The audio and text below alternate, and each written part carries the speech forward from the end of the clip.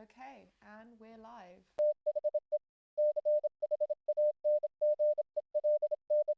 So, welcome to Change by the Minute. To start with, who are you and what do you do? My name is Alba, and I'm currently a senior machine learning engineer at Autodesk, which is a tech company providing software for architects, engineers, people in the construction industry, manufacturing, and media and entertainment. I'm part of the research team. So what we do is we develop AI and embed it into different software products to empower and accelerate the lives of the different people that use our software, as well as making it more accessible to non-professionals. Essentially, I build things that help people build things. I studied aerospace engineering and I worked in industry for 3 years before I got curious about the intersection of AI and engineering. So I went back to university full time and I've been doing AI for 4 years now. How did we first connect? So we met during our undergraduate studies in London as part of the engineering department. Let's say that we became good friends because we were both strong opinionated people in a good way.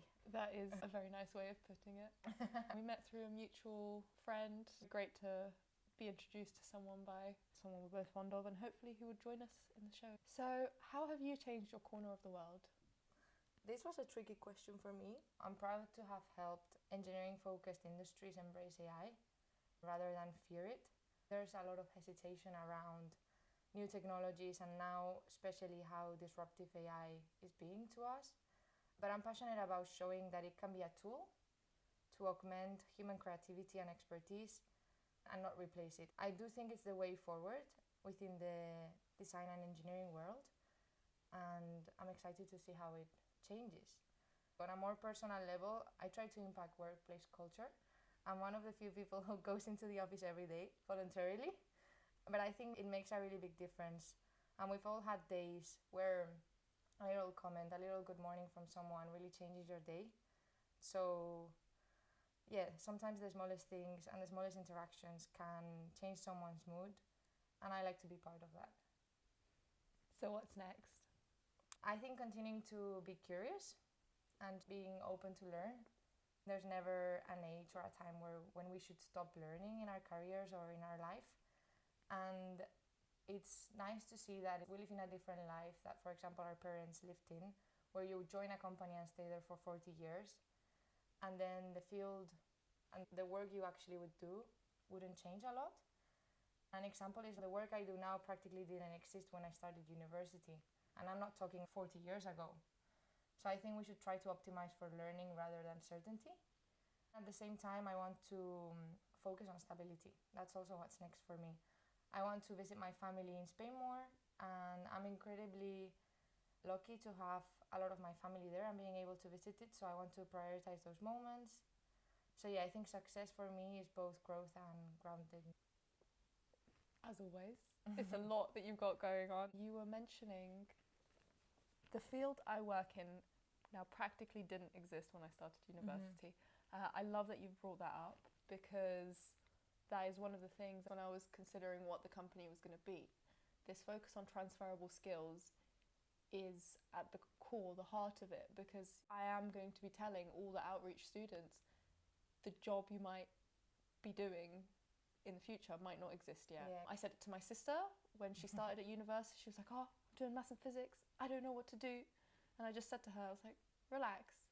The job you might be doing might not exist yet. Exactly. Because we are in Industry 4.0.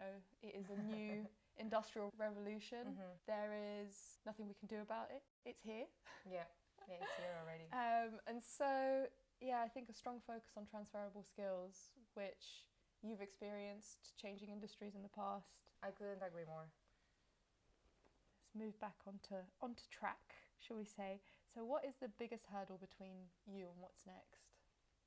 I talked about curiosity and then stability, which in some way contradict each other, because curiosity really pushes you into uncertainty, which is exciting in itself, but perhaps it requires a lot of energy. When I left my job to study AI and go back into full-time studying, it was extremely thrilling, but at the same time slightly terrifying. It absorbed me for a year until I basically got used to the new job I was going to be doing. So growth often demands intensity, stability demands presence. The biggest hurdle is balancing those things and how to hold both things in an equilibrium. Let's call it curious stability. What do you see as the biggest change for your industry this year? I guess I have to talk again about AI, which I don't love, but I do think it's the biggest change.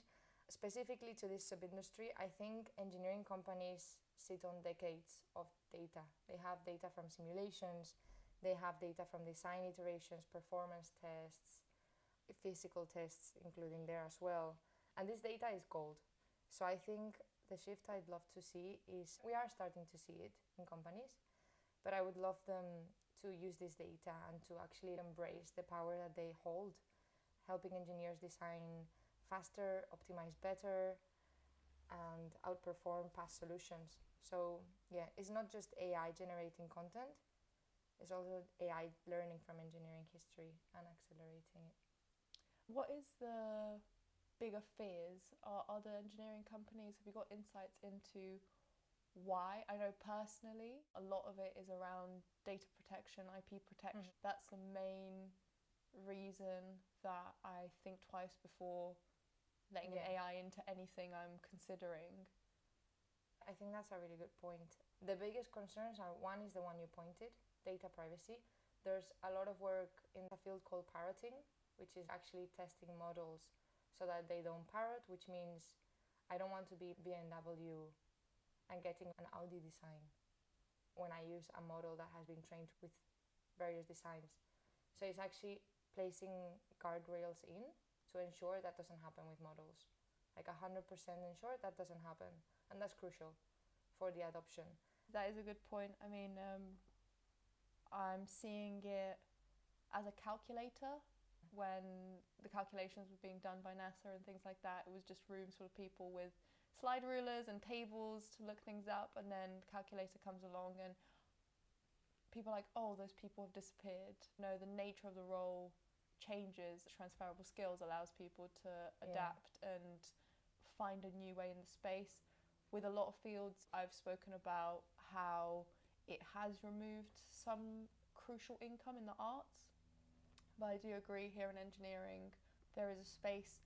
Another fear of mine is also the fact that, like a calculator, the outcome is only as good as the person who's inputting the information.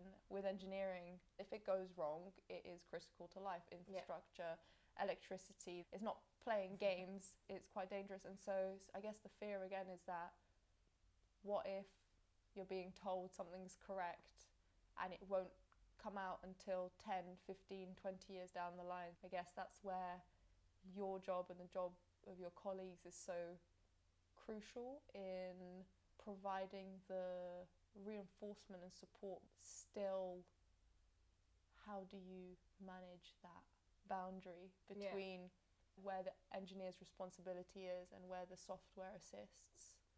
Yeah, I think that's a good point, and lawyers are currently working on it.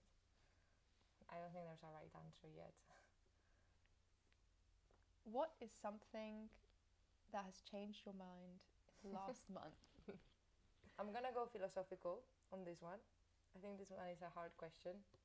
I read the Hermann Hesse's Siddhartha book again last month, coming back from a trip. I first read it at school. It didn't tell me much. But I felt like the conclusions I got were very different from when I was young.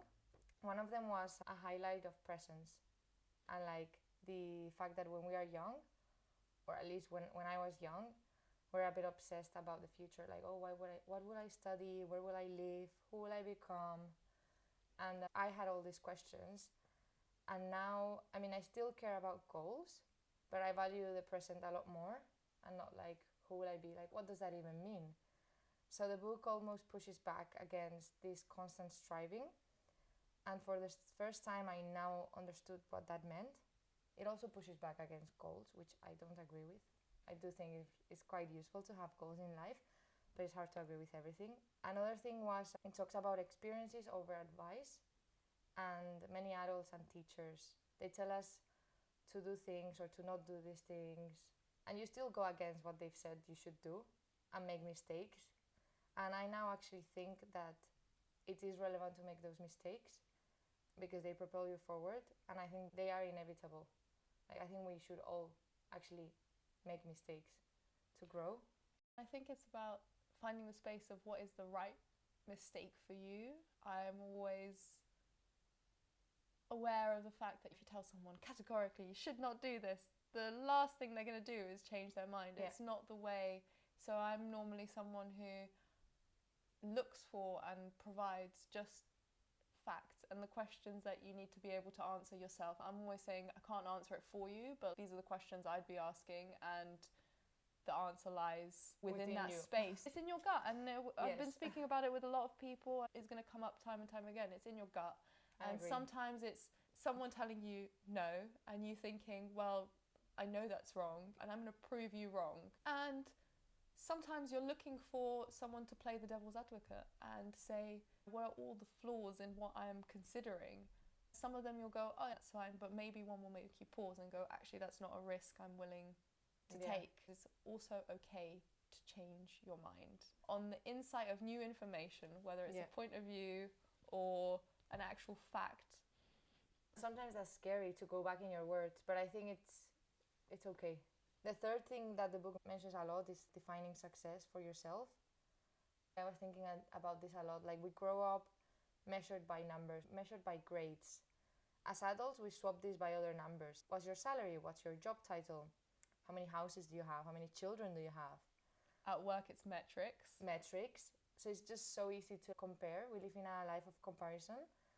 So the book reminded me to step back and ask, what does success actually mean to me? And that's what we should compare ourselves against. And another deep question, what is the change you most want to see in the world? Seeing us slow down, going back to simpler rhythms and more real physical presence. I think we're constantly switched on. Everyone's on their phones, notifications, answering instantly. We've lost the beauty as well of anticipation for things. We get everything now when we want to. We get annoyed if a train is taking 3 minutes to arrive. I remember today when I was thinking about the podcast. When I was 7, I changed schools, and my best friend lived in another town. And that meant I couldn't see her at all because we would only see each other in school. So we started writing each other physical letters. They were fully decorated envelopes, actually horrible, full of pages with stories. And I still remember how excited I was when I would have received one. Rereading every sentence over and over again like it was treasure. No one's gonna read a message nowadays twice. But that letter was finite. It was so special. I'd also like to see more face-to-face conversations, more offices filled with real energy. There's something powerful about sharing a space with people. Ideas flow differently. I still believe that we can't replicate on a screen what we can do in a room with people. What's something that never fails to change your mood? It's super short for me, this one. I think running with music I love, cooking, and seeing friends and family. You say it's simple, but that sounds like a good life. It's a good life. Movement, creativity, and connection.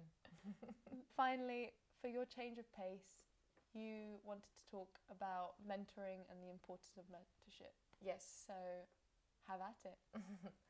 Thank you. I just wanted to basically use this channel to talk about the importance of mentorship, how important it's been for me, and also I invite everyone to take an opportunity to go and do it. Some of the most important people of my life, like former managers I don't work with anymore, colleagues, they inspire me. They're still part of my life. They challenge me. They're always there when I need a perspective. There's a lot of initiatives. I mentor through previous universities and also STEM programs. I think more people should do it. And perhaps at the beginning you're like, oh, what can I teach them? If you ask yourself whether your younger self would have benefited from having you as a mentor, the answer is probably yes. That's enough reason to do it. I kind of want to just be cheeky and say Alba's available for mentorship through the Change League. That is for you people who are at a crossroads in their lives, for careers, from people who've jumped from career to career. For me, it was automotive, medical, film, and then for you, it's science on a different level, rocket ships, and the generation of AI. I think it's super important. I think it's really great that you offer that.